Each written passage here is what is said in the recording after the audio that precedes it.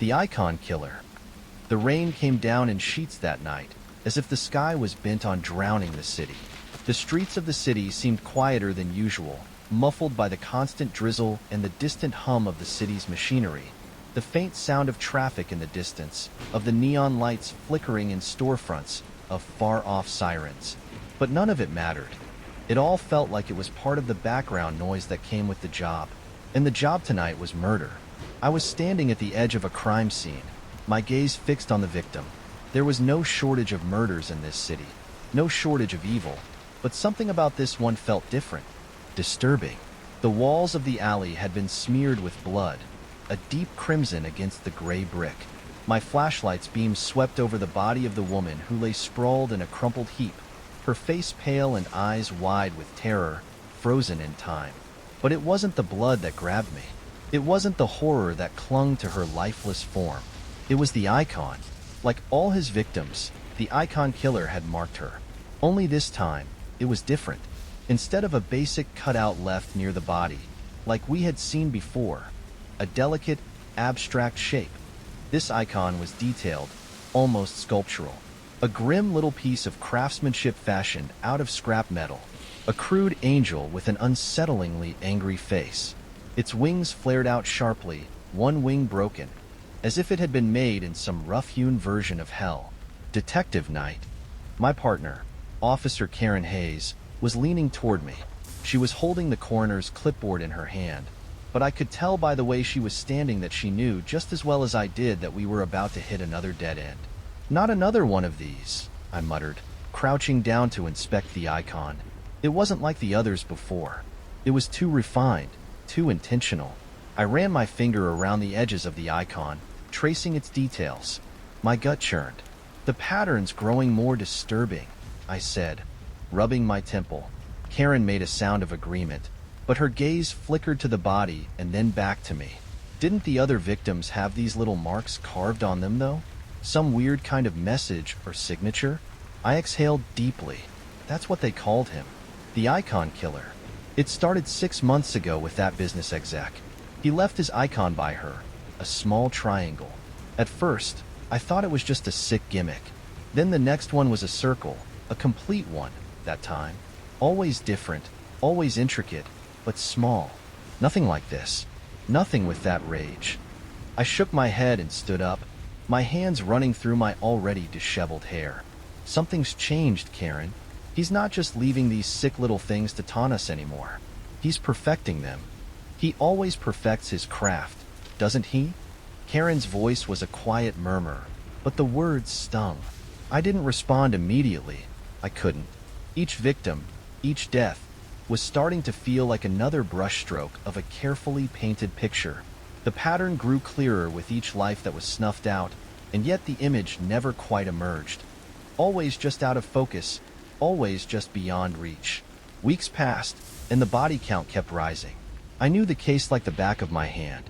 We had 5 different locations now, scattered all over the city, each one tied to the same serial killer.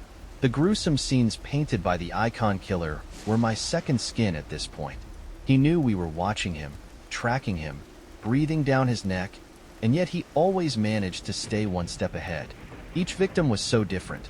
Men, women, old and young, blue-collar and white-collar workers. But there were no common threads, not really, except the icon. When we found Rachel Peterson, 53, retired teacher, the icon was a hollow oval, skewed at an odd angle, like a frame that hadn't fully formed, as her body had been left by an old, half-destroyed playground. It had made the news, drawn the media, and brought even more eyes to the case. The more eyes, the more the pressure. But with each new body, we just had more questions and fewer answers. I pored over the crime scenes late at night. The overwhelming sense of futility churned in me. How does he choose them, Knight? Karen asked one evening as we stared at the latest victim, a middle-aged man found in an abandoned factory. His back was against a stone wall, and the icon at his feet looked like it was fused with the very earth, as though nature had grown it there. I don't know, I whispered. The shadow of uncertainty clouded my thoughts.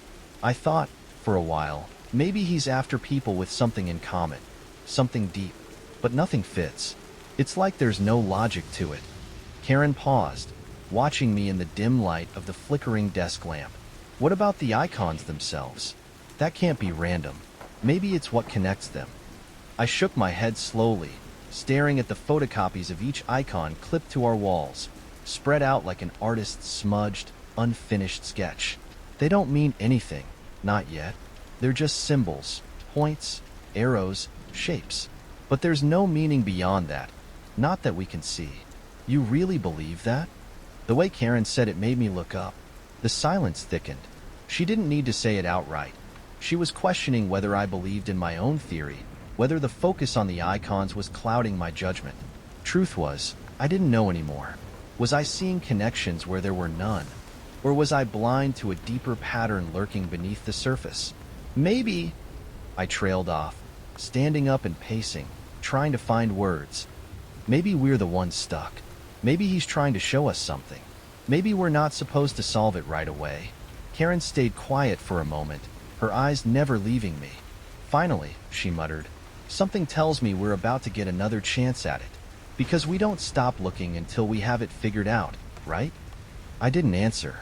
Instead, I walked back to my cluttered desk, unable to shake the uneasy feeling creeping into my chest. Every instinct told me to keep pushing, to stay in the dark until it all broke open.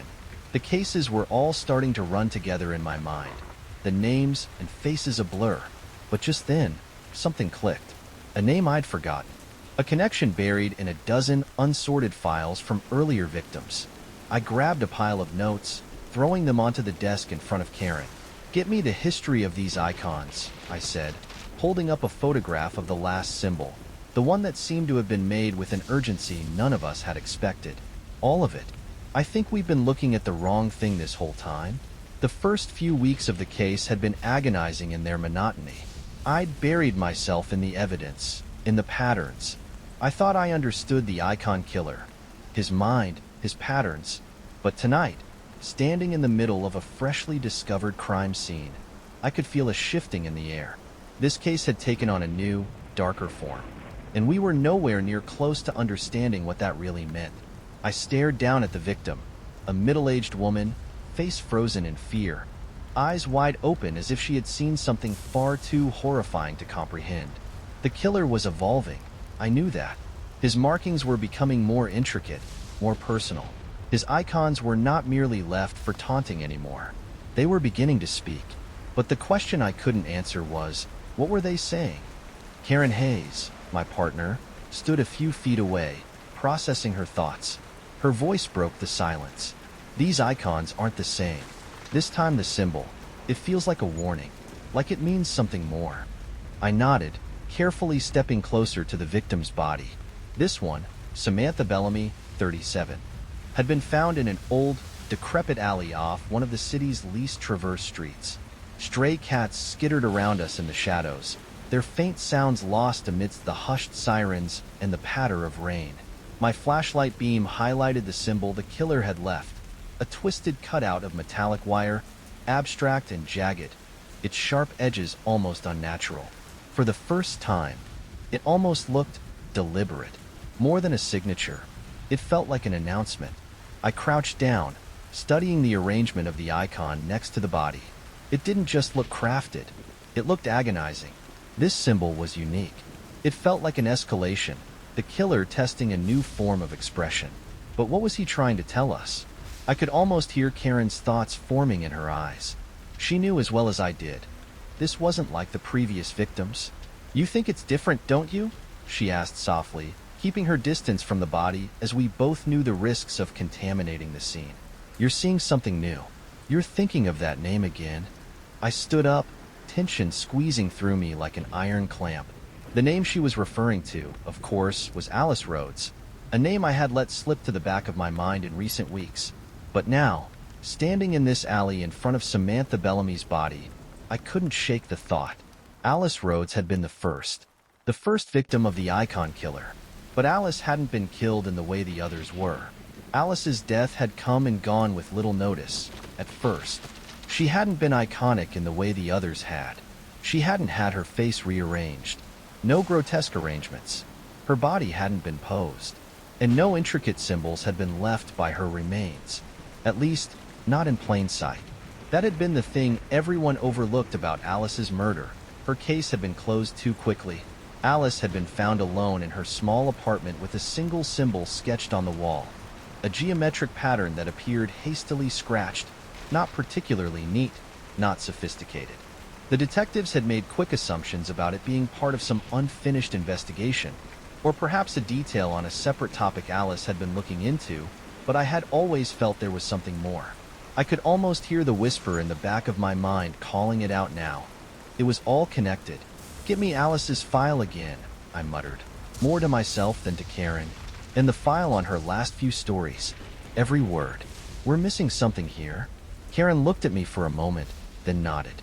Without speaking, she moved toward the file cabinets, while I tried to piece things together. Alice Rhodes had been a journalist, freelancer, and it was no surprise her list of stories had been filled with unsolved mysteries and the strange goings-on of the city. One story, in particular, stuck in my mind. Her investigation of a series of odd break-ins to seemingly random, unrelated buildings, all scattered along specific streets in the city. The robberies seemed connected only in the way they involved vacant places, warehouses, abandoned homes, places everyone else ignored. But what had caught Alice's attention wasn't the obvious pattern. It was the people who had been reporting these break-ins, the stories behind each event, as if someone had a detailed blueprint. Alice had just started looking into these incidents when she was killed. If only I had realized the significance of it sooner. If only I had connected the dots faster. The icons, whether left by accident or with precision, had always been tied to spaces and stories, much like Alice's. Karen came back, her steps quick but purposeful, placing the stack of files on the table in front of me. "Take a look for yourself. It's all here," she said, and I began flipping through Alice's last articles, notes from her interviews with various people who had been affected by the break-ins. One paragraph caught my attention in the article titled, "Grand Street Break-In Sparks Mysterious Claims," where Alice had referred to a symbol, unrelated to the usual patterns of break-ins, something odd she had noted. Her notes had become sparse, suggesting a break in her pattern of working. She had been investigating a new piece of the puzzle, an area not yet revealed, but Alice had hinted that the mystery involved someone who wanted to transform, change how people saw places. It was subtle, an abstract idea at best, but the connections were now glaring.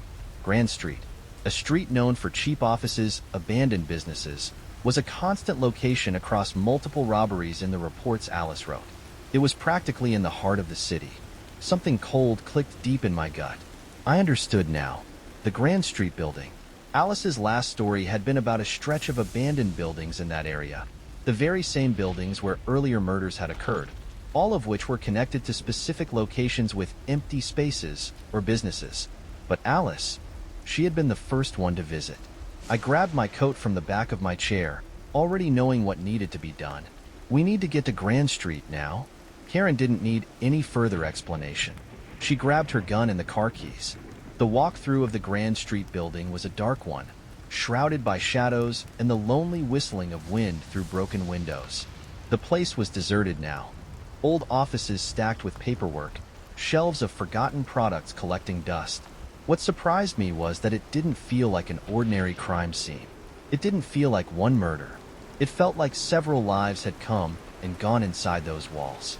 Faint traces of old blood splatters mixed with the sharpness of decay and neglect. We worked silently, moving together down long, narrow corridors. Each room, every corner, seemed to lead to another. I swung my flashlight beam across another abandoned desk when something caught my eye. At the back of the room, a small display was set up, an arrangement of items, some of them familiar. At first, it seemed harmless, discarded files, scattered papers, but as I took another step closer, my stomach dropped. In the center of the room was the symbol, a metal icon jagged and twisted into the same complex form we had seen in the recent murders. But there was more. There was an engraving on the floor beneath it, scratched violently into the wood, the words barely legible under the dirt. "A sacrifice is needed to truly make the truth clear." A cold chill rushed through me, the sound of a police radio crackling somewhere faintly behind. He was here. I whispered. Knight, we might already be too late, Karen murmured beside me. The truth of it hit us both. We weren't chasing the killer anymore. We had been hunting a shadow, waiting for it to move. I stood frozen, staring at the engraving on the floor. It had been the same last words from so many victims, fragments of a twisted prayer or mantra, etched into the scenes of their death. Each symbol had felt like a puzzle piece, and now I could see that we were just scraping the surface. The icon killer had created an art form out of terror, and we were slowly deciphering it, one victim at a time. Karen was only a few steps away, her body language tense. I could see the tightness in her jaw, the same look I had when I knew we were standing at the precipice of something bigger than we had first imagined. The deeper we dug into the mystery of the icon killer, the more I felt we were playing a part in the killer's endgame, and we weren't in control of the script. Karen broke the silence, her voice barely more than a whisper. What does it mean? A sacrifice is needed to truly make the truth clear. I don't know, Karen, I muttered, my gaze scanning the words etched into the floor beneath the icon. But whoever wrote it, they're serious about this. This isn't just about killing. This is about something bigger. Suddenly, the cold air of the building felt even colder.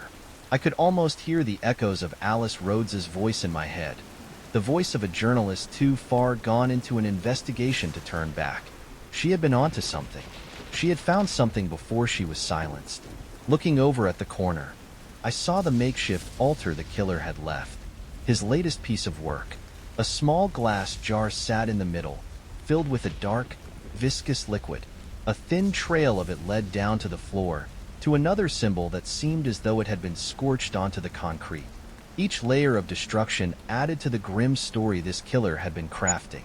I wondered if Alice had been here, wondered if she had walked into this very room and found something just as strange before she was erased from the narrative. This place, it was alive with hints that screamed out to be uncovered. But everything felt deliberately meant to mislead, to warp perception. As Karen began to circle the room, taking photos, a chilling thought nagged at me. The icon the killer left behind each time. The symbols, they were familiar, and I wasn't sure why. I flipped open my notebook to look again at the sketches we'd compiled in our earlier investigation. The symbols had shown up on the victims' bodies, carved into their skin like a map to some horrific destination. I held up the drawings, studying. The sins. Ah yes, you've got that look again, she said quietly. I'm thinking. My voice trailed off as the enormity of the connection began to cement in my mind. I think this killer is carrying out a ritual, something centuries old. The symbols, the patterns, they weren't a personal mark. They weren't just about control. They were an offering. I could see Karen's confusion before she tried to suppress it. A ritual? But why? What's the endgame? That was the question. What was his endgame? Before I could answer, my phone buzzed, jolting me out of my thoughts. It was Wilson, our forensic analyst. Knight, you've got to get back. We found something. The drive back to the precinct was a blur. The pieces felt like they were stacking themselves without our permission. No one spoke as we arrived, the heavy feeling in my gut multiplying. I walked into the forensics lab with purpose. Wilson greeted us with a heavy look on his face. Show me, I said before he could even begin. Wilson motioned toward a large table in the center, a series of photos and evidence laid out meticulously in rows. As I stepped closer, I instantly recognized it, the same icon that had been found at the crime scenes. But this wasn't the usual scratch or crude attempt at a symbol. The image on the table was clearer. It had been burned, etched into the thick pages of an old leather book. We traced it, Wilson began. It's an emblem, used centuries ago by a small sect of cultists operating here in the city. They were into dark rituals, self-styled spiritualists who thought the soul could be purified through the practice of ritualistic sacrifice. In essence, they believed their icon could bring power through pain, and every offering had to be precise. I stared at the photos, my mind reeling. The pieces were coming together too quickly. I turned to Karen. The first victim, Alice Rhodes, was onto something. She discovered that these break-ins, they weren't random. They were orchestrated. Locations like the Grand Street building. I trailed off, realizing the weight of my words. She wasn't just a reporter. She was an accidental part of his puzzle. And now, he's using the same pattern. Karen was piecing it together as fast as I was, her jaw tight.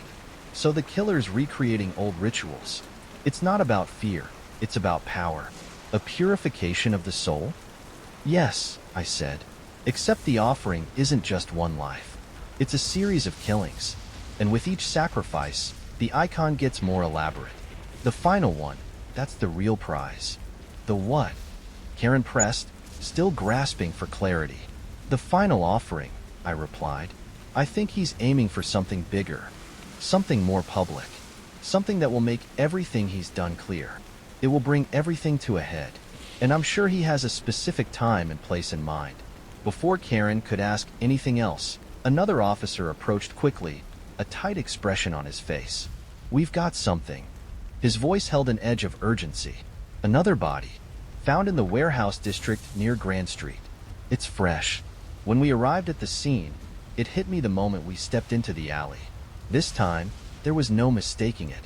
The pattern, the signature, the cruel artistry had escalated.